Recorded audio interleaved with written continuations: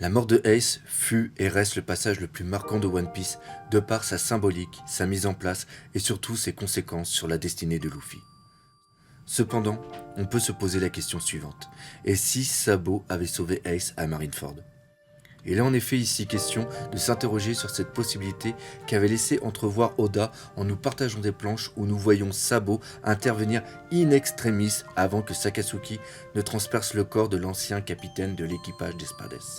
Nous allons donc réfléchir sur la tournure qu'auraient pris les événements si cela s'était déroulé ainsi et la façon dont le scénario aurait évolué tout en gardant une cohérence avec les faits actuels. Nous allons donc traiter cela en 4 parties.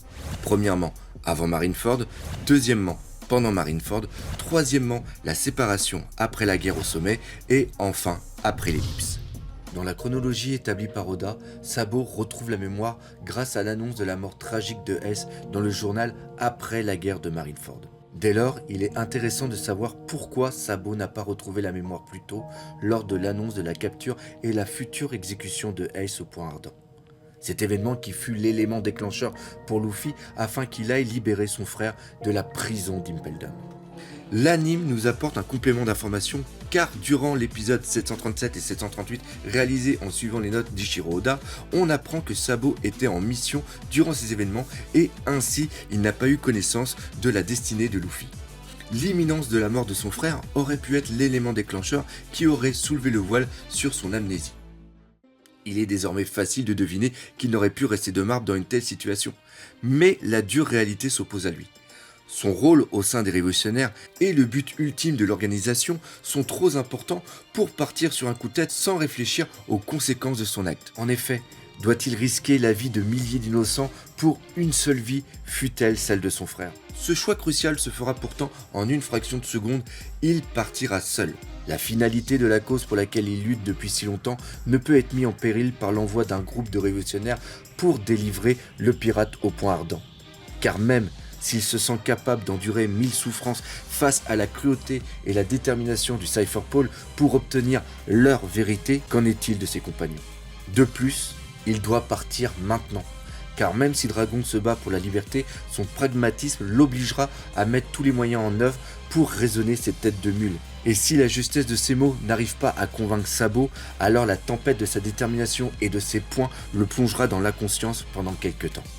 Même si Dragon semble une personne impossible à convaincre, ce serait encore plus facile de lui faire entendre raison qu'à l'explique Koala. C'est pour cela qu'il ne peut lui faire part de son projet et devra partir le plus rapidement possible. Seul Karasu, connaissant bien son ami, lui proposera son aide afin de l'infiltrer à temps dans cette forteresse qu'est Marineford. Et cela, quitte à subir les foudres et la colère de Dragon lors de son retour. Une fois Sabo dans l'enfer de cette guerre, le commandant de l'armée du Nord reprendrait son envol dans une nuée sombre. Ainsi, il respecterait la volonté de Sabo, celle d'agir seul, refusant de mêler l'armée des révolutionnaires à ce conflit et cette intervention de sauvetage.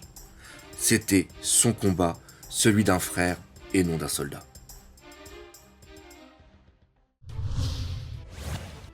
Puisque nous respectons la version proposée par Oda, c'est-à-dire le rêve de Luffy dans les 3 volumes des One Piece Magazine, l'arrivée de Sabo se fait peu de temps après la libération de Ace, juste à temps pour voir Akainu s'apprêtant à tuer Luffy. Pendant ces quelques instants, Sabo maudit la folie de son frère Ace d'avoir voulu se dresser face à la puissance de Sakatsuki, même si c'était pour venger l'honneur de Barbe Blanche.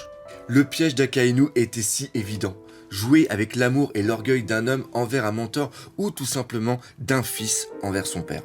Luffy est seul sur le sol glacial de Marineford malgré la chaleur de la colère d'Akainu fonçant sur lui. Ace sait que son frère va mourir sous la puissance de l'amiral, son petit frère, le seul qui lui reste. Il doit donc se sacrifier, c'est le seul moyen. Et Sabo le sait, il ne peut perdre à nouveau sa famille, sentir dans son cœur ce vide. Alors, son instinct prend les commandes de son corps tétanisé et dans un hurlement de colère et d'explosion de haki des rois, Sabo s'élance. Telle une onde sortie du néant, guidé par ce lien indéfectible, il attrape ses 2 frères tels des pantins pour les propulser loin de la violence d'Akainu. Il s'agira là pour toutes les personnes assistant à la scène et nous, lecteurs y compris, de la première apparition de Sabo. Et donc, une question surgira. Mais qui est ce gars ? Mais ces instants de joie, d'étonnement et de questionnement ne seront que de courte durée.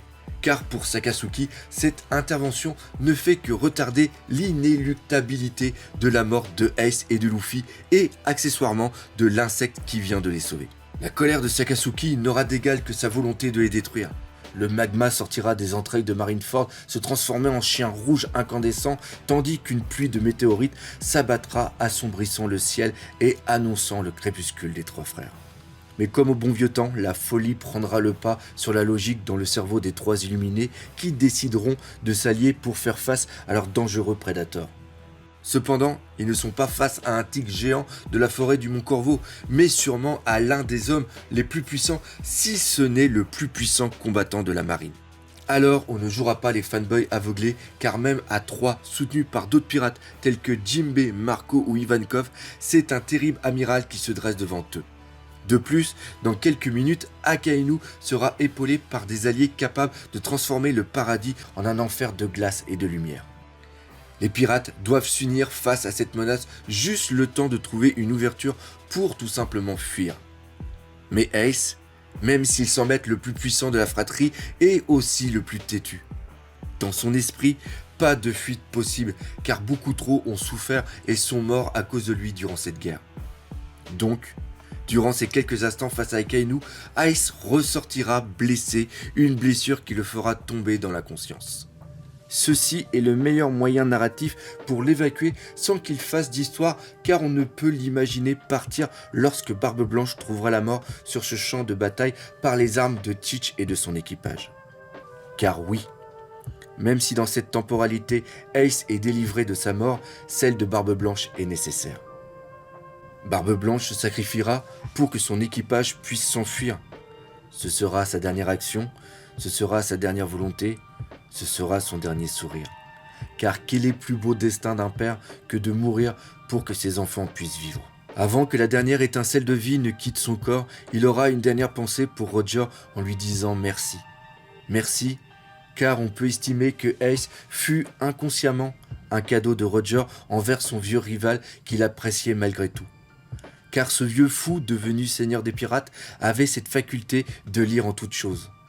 Ainsi, il a su voir au travers de toutes les armures symboliques que Barbe Blanche avait pu dresser devant lui. Roger avait pu voir la beauté de son cœur et la beauté de son âme. Nous avions parlé plus tôt du fait qu'Ace sorte blessé à l'issue de cet affrontement contre Akainu. Cela arrive pour deux raisons. Premièrement, comme expliqué précédemment, il est impossible qu'Ace parte consciemment lorsque Teach profanera le corps de Barbe Blanche pour lui prendre son fruit du démon. Et malgré toute sa force et sa détermination, même épaulé par des centaines de fils en deuil, il ne peut sortir vivant d'une telle confrontation. La deuxième est plus subtile et suit une certaine logique si on veut garder une partie de la narration d'Oda durant la préellipse. Elle sert à garder l'utilité de l'apparition de l'eau et à donner une bonne raison pour que Luffy se lie d'amitié avec lui. Ace, porté par Jinbei et Luffy, pourrait ainsi s'enfuir et embarquer dans son submersible. De son côté, Sabo serait obligé de rester plus longtemps sur le champ de bataille à cause des retrouvailles inattendues avec Ivankov et Kuma. Face à l'absence de sentiments de leur ancien ami devenu cyborg, ils tenteraient de le faire réagir, mais en vain. Pour terminer, il ne faut pas oublier l'arrivée de Shanks, car même si Ace est sauvé, le but de Shanks était d'éviter cette guerre. Il arrivera hélas trop tard pour empêcher l'acte odieux de Barbe Noire à cause des événements qui se passèrent avec Kaido, comme on l'apprendra plus tard. Mais son rôle sera toujours le même. Mettre fin à cette guerre en provoquant quiconque est assez fou pour le défier, lui ou un membre de son équipage. Cela permettra à la flotte de Barbe Blanche de partir sans plus de pertes. L'élément nouveau sera une discussion entre Sabo et Shanks, car avec un empereur si mystérieux et si intelligent, il est absolument indéniable qu'ils connaissent les liens unissant ces trois frères.